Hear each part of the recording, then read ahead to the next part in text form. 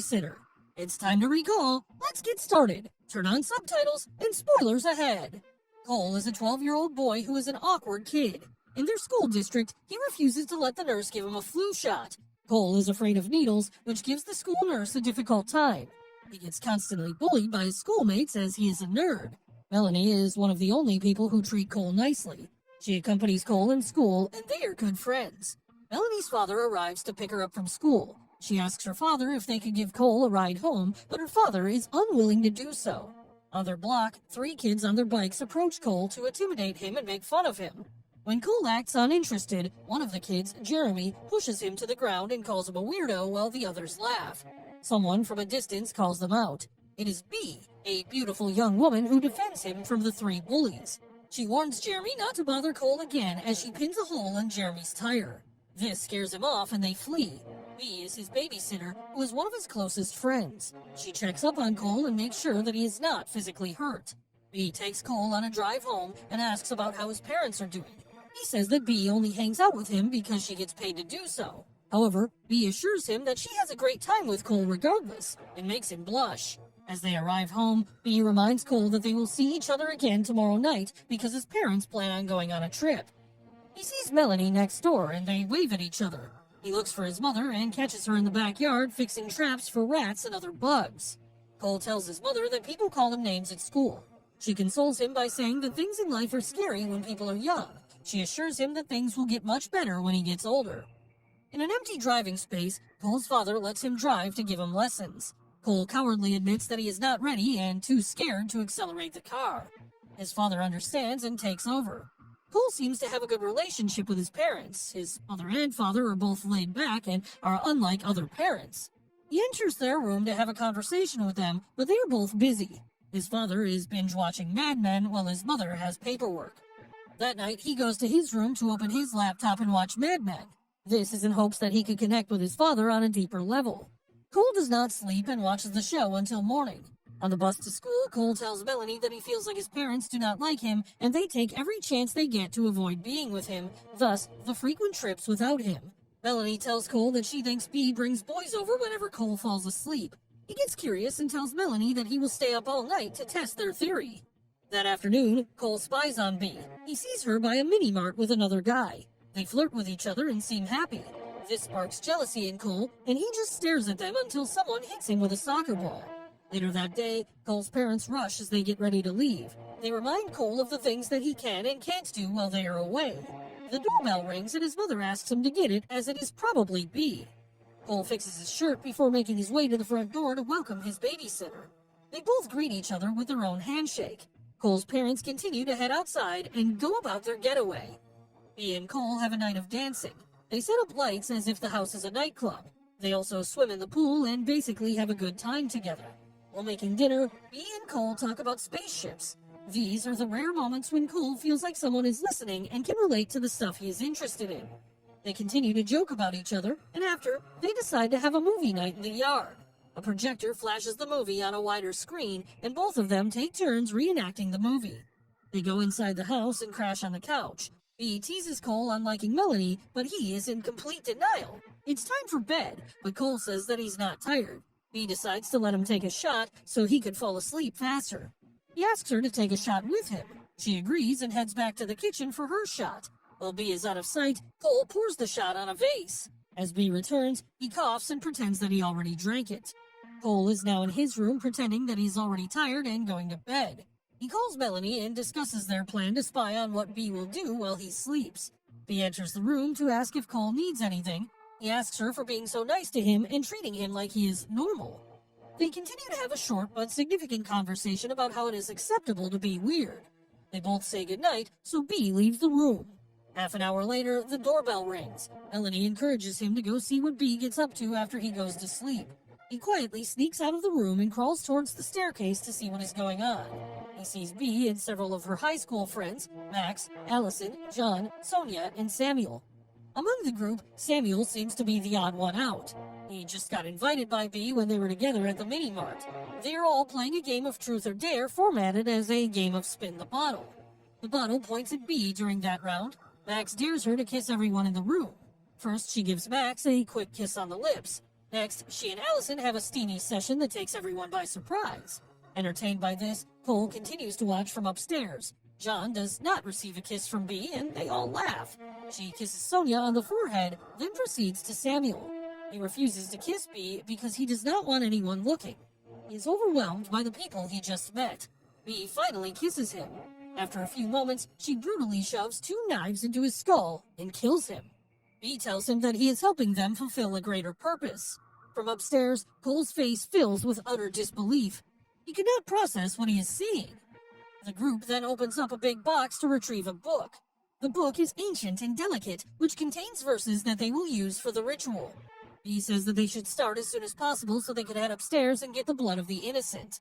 Upon hearing it, Cole gasps, realizing that he will also be used as a human sacrifice. He hyperventilates and tries to call 911. He reaches the police and informs them that a lifeless guy is in his living room. He finds a pocket knife in his room as a weapon of self-defense. However, he hears the group approach his room, so he pretends to be asleep. Cole hears that Sonia will use a syringe to extract blood from him. He panics, but he is unable to move as he has no choice but to be still. They hold his arm and insert the needle, but they miss the vein on the first try. They make the second attempt and are successful. Bea tucks him in bed, but notices the open window in his room. As soon as they exit, Cole gets up to make a makeshift rope out of his blankets. He rushes to combine the sheets before they return to his room. Ready to climb out the window, Bea finds out that he is wide awake. However, he falls unconscious after losing some blood. Cole wakes up in their living room and is tied to a chair. Bea and her friends gather in front of him. Sonia feeds him a cookie under Bea's command. Her cult questions Cole while fending off his questions by saying they needed his blood for a science project. She says that it is helpful to maintain his sugar levels after fainting. They interrogate him, asking about the window and the sheets. Cole says that he was just trying to sneak out so he could smoke outside, but the group is unconvinced. While they converse, Cole tries to cut the rope using the pocket knife from earlier. Unfortunately, a mirror is behind him, and the group can see his reflection trying to escape. They make fun of him and joke around about his determination to go. He decides to let him go and instructs Sonia to untie him.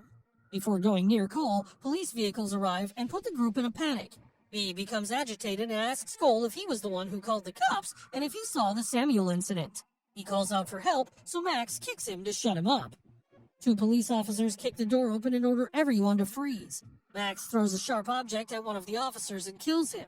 The injured officer accidentally pulls the trigger. The bullet hits Allison, and she is thrown across the room. As John begs the other officer not to shoot him, Bea comes from behind and slits the officer's neck. The other officers from the station contact the now dead cops through the radio. The group struggles with coming up with what to say because they are not familiar with cop codes. They ask Cole, he gives 10:53, but Bea thinks that it's a trap. She asks him again and he says 10:04. They get a sigh of relief as the officers on the radio say all clear. Allison suffers because of the bullet wounds at the corner, but the group refuses to call an ambulance as it will put them in a critical position. While the rest of them deal with Allison, Cole finds the perfect opportunity to run. He rushes upstairs while John chases him. Cole pushes him, John slips because of a toy car and falls from the second floor and dies. Now that one of them is dead, the group gets more agitated towards Cole. He runs to his room and climbs out the window. Unfortunately, Max gets to him and pulls the sheets to get a hold of him. Without a choice, Cole lets go and falls to the ground. He manages to run to the garage and hide under a car while Max is hunting him down. There, he looks for valuable tools that he can use to protect himself. In an old toolbox, he finds a firework rocket and comes up with a plan. He re-enters the house through the crawl space where his mother keeps multiple traps for pests. Sonia suspects that Cole is inside.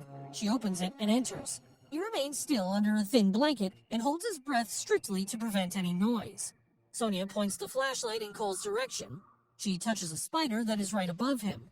At this point, Cole is terrified, but Sonia decides to leave as she finds nothing. She crawls back to the way out. Cole flicks the spider away and the trap catches it, causing a noise. Sonia notices it and makes her way back to the young boy. He points the firework at her, but misses. Sonia's hands are caught by the mouse traps, which bids time for Cole to get out. He traps her in the basement and ignites a firework rocket with bug spray, burning her to death. The explosion throws Cole across the garden. Max chases Cole outside the house. Cole manages to trip him and kick his private part, causing him extreme pain. Max gets up and strangles the boy. Gasping for air, both of them notice a sound. Cole tells Max that Jeremy, who is his bully, is throwing eggs at his house. Jeremy dances as he enjoys making fun of Cole. After showing appreciation for Cole's ingenuity and urging him to start standing up for himself, Max pushes him to confront Jeremy. Cole threatens Jeremy that he will kick him. He awkwardly throws a kick but fails miserably. In return, Jeremy punches him to the ground. Cole explains that a group of teenagers are trying to kill him and that cops have died inside his house. Although his desperate remarks, Jeremy just cracks an egg into his head. Max helps him up, but Cole punches him. Max chases Cole up a treehouse. When he is about to strangle him to death, the treehouse is too old, causing it to collapse. Max is killed when he falls and is hanged by the rope swing. Cole looks at his body in shock and hears a gunshot. Cole escapes to Melanie's house and explains to her the situation. She informs him that her dad is not around and they are now alone in the house. Bee follows him and opens the doors with ease. She observes the house while looking for signs of them. Both of them manage to stay quiet and wait for a clear signal to move elsewhere. While hiding in a room, Cole apologizes to Melanie for dragging her into this situation and assures her that he will take care of things. He asks Melanie to call the police, then she kisses Cole before he leaves. They both smile for a split second despite the situation that they are in. Cole returns to his house, but it is completely dark and empty. He tries to stay silent while walking around the house. He finds Allison pretending to be dead. He makes sure that she is not breathing by looking at her intently and checking if she still breathes. He makes his way to the kitchen and finds the gigantic book. Suddenly, Allison attacks him from behind, but he punches her bullet wound, so she gets off him. She continues to go after him using a knife. Before she can stab him, Bee kills her with a cop's shotgun. Allison's blood is now all over Cole's face. He threatens Bee that he will burn the book, which is very important to her. Bee nervously approaches him out of concern for the book. Bee confesses to Cole that she was once insecure and meek like him until she made a deal with the devil to get whatever she wanted by sacrificing innocent people and spilling their pure blood on an ancient book or reciting its verses. Since then, Bee has been traveling from different places to prey on young boys like him. Although she offers to let him join her cult and tell the cops that they are innocent, Cole refuses and burns the spell book anyway. This time, Bee's charms do not work on him anymore. He runs to Melanie's house to take her dad's car. He drives it recklessly into his house while Bee is distracted by the burning book.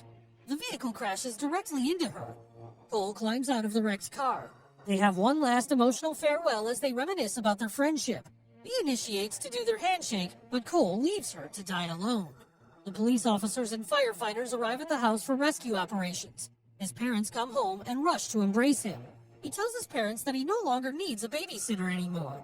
Moments later, Bee attacks a firefighter going through the house. Thanks for watching. Please like and subscribe and click the bell icon to get new movie recaps.